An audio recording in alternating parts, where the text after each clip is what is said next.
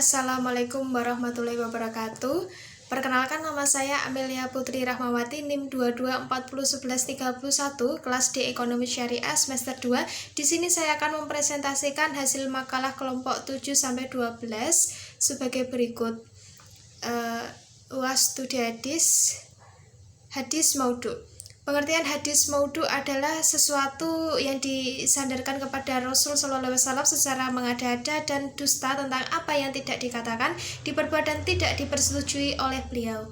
Kaum muslimin bersepakat mengharamkan pemalsuan hadis. Meriwayatkannya juga haram jika mengetahui hadis tersebut palsu, kecuali menjelaskan kepalsuannya. Pemalsuan hadis mulai nampak pada tahun 41 setelah Hijriah pada masa Khalifah keempat Ali bin Abi Thalib, ketika kaum muslimin terpecah menjadi beberapa golongan dan kelompok dan terbagi kepada kelompok politik, yaitu Jumhur, Khawarij, dan Syiah.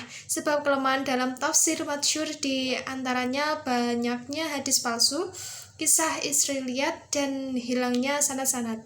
Dan di antaranya yang menjadi sebab pemalsuan dalam tafsir karena fanatik mazhab, kepentingan politik, dan kebencian dari musuh-musuh Islam. Pemalsuan dalam tafsir berpengaruh sangat buruk karena tafsir sebagai penjelasan bagi Al-Quran dan umat Islam sangat perlu untuk memahami makna-maknanya. Maka apabila bercampur riwayat yang lemah ataupun yang palsu dengan yang sahih dan tidak ada dibedakannya, maka hilanglah sebagian ajaran agama, dan sesungguhnya di dalam kitab-kitab tafsir terdapat riwayat-riwayat yang lemah dan palsu. Namun sebagian pengarang telah menjelaskan kelemahan dan kepalsuannya, maka ini sudah cukup. Tetapi bagi mereka yang tidak menjelaskannya, maka perlu diteliti dan dijelaskan kualitas riwayatnya. Berikutnya ada sejarah Imam Mahli hadis dan karya-karyanya. Imam Al-Bukhari, Muslim, Tirmizi, Nasa'i, Abu Dawud, dan Ibnu Majah. Imam Al-Bukhari adalah salah satu imam hadis yang mempunyai nama asli Abu Abdullah Muhammad bin Ismail bin Ibrahim bin Al-Muhirah Al-Bukhari Al-Jafi, lahir setelah salat Jumat 13 Syawal 194 Hijriah atau 810 Masehi di Bukhara. Beliau mempunyai lebih dari 20 karya. Adapun beberapa karya beliau yaitu Qadu Al-Wahyi, Permulaan Wahyu, Al-Imam atau Imam, Al-Ilmi Ilmu, Al-Wudu Wudu, Al-Gus Mandi, Al-Haid Menstruasi, Al-Tayamum, Al-Salat Mawaqit As-Salat, waktu-waktu salat. Dan masih banyak lagi. Selain Imam Bukhari, ada Imam Muslim yang memiliki karya-karya terkenal yaitu Al-Musnad, Al-Kabir, Al-Rajal, Al-Asma, wa Al-Kumah, kitab Al-Ilal, kitab seperti Agian, kitab Suwalatihi, Ahmad ibni Hanbal, kitab Al-Intifa bi Uhibis Siba, kitab Al-Mudam, seperti kitab Al-Mudadaramin, kitab Man Laisa lahu illa rawin wahidin, kitab Aulat al-Sahabat, kitab Uham al-Mahdisin. Di antara kitab-kitab tersebut, kitab sahihnya merupakan karya yang sangat populer atau monumental. Karya-karya Imam Muslim menunjukkan kepiawaian Imam Muslim bidang ilmu hadis. Selanjutnya terdapat Abu Isa Muhammad bin Isa bin Saurah bin Musa bin Dahlak Al-Sulami Al-Bughi At-Tirmizi atau biasa dikenal dengan Tirmizi. Beliau dilahirkan sekitar tahun 208 Hijriah di desa Tirmizi, wilayah kota Bughi. Ahmad Sutarmandi 1996,51. Beliau juga memiliki karya-karya terkenal: Al-Jami, Al-Sahih, Tawarik, Al-Ilal, Al-Ilal, Al-Kabir, Asma Al-Sahabah, Al-Asma wa Al-Kunya, Al-Atsar, Al-Magutah, bil 2003 sampai 159.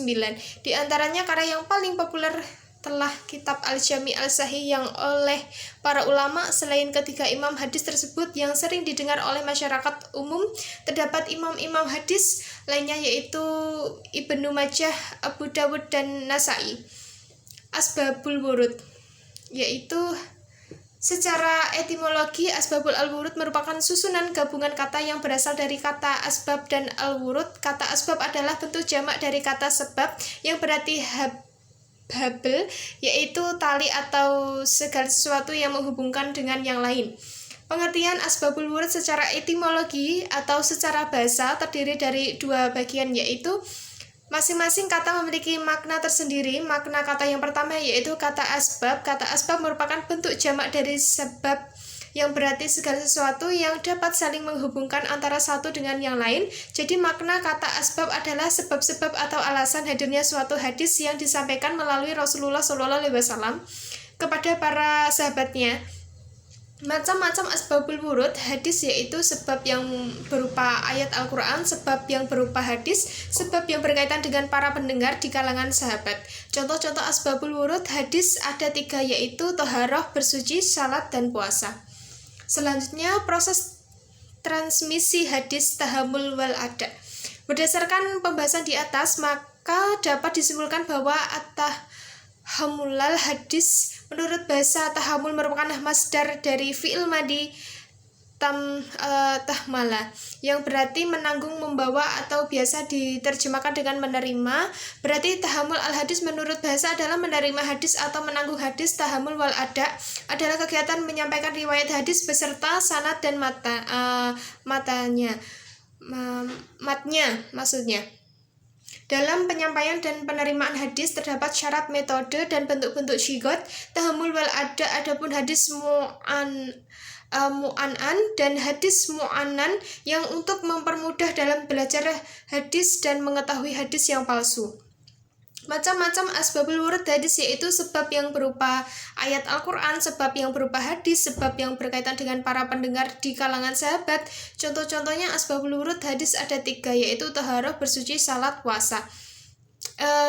Ilmu al-jahir wa al-ta'dil merupakan materi pembahasan dari cabang ilmu hadis yang membahas cacat atau adilnya seseorang yang meriwayatkan hadis yang berpengaruh besar terhadap klarifikasi hadisnya. Dengan mengetahui ilmu al-jar wa at-ta'dil, kita juga akan bisa menyelesaikan mana hadis sahih hasan maupun hadis yang doif, terutama dari segi kualitas rawi, bukan dari matannya.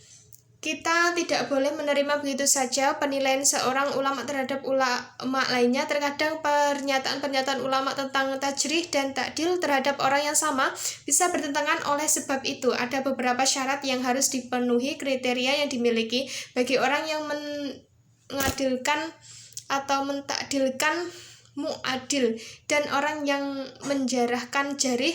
Salah satunya harus berilmu, takwa, warak, jujur, tidak fanatik terhadap golongan, dan mengetahui sebab-sebab untuk takdil kan mentakjrihkan.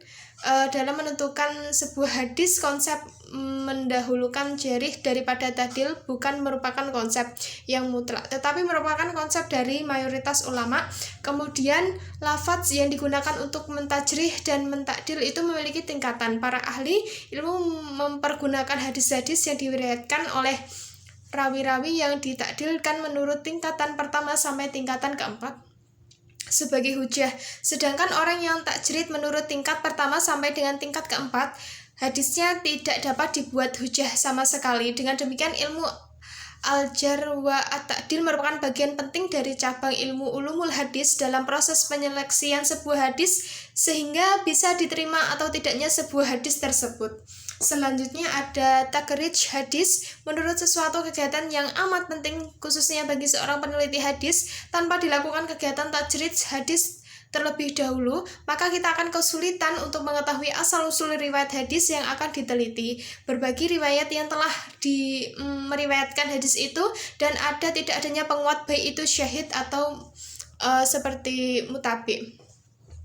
Melalui takrij hadis dapat diketahui sumber kitab-kitab hadis yang otentik, keragaman sanad dan matan dalam sesuatu hadis, mengenal biografi dan keadaan perawiannya, serta dapat diketahui pula kualitas hadisnya, antara yang makbul diterima dan yang mardud ditolak, sehingga mendapat kejelasan untuk mengamalkannya.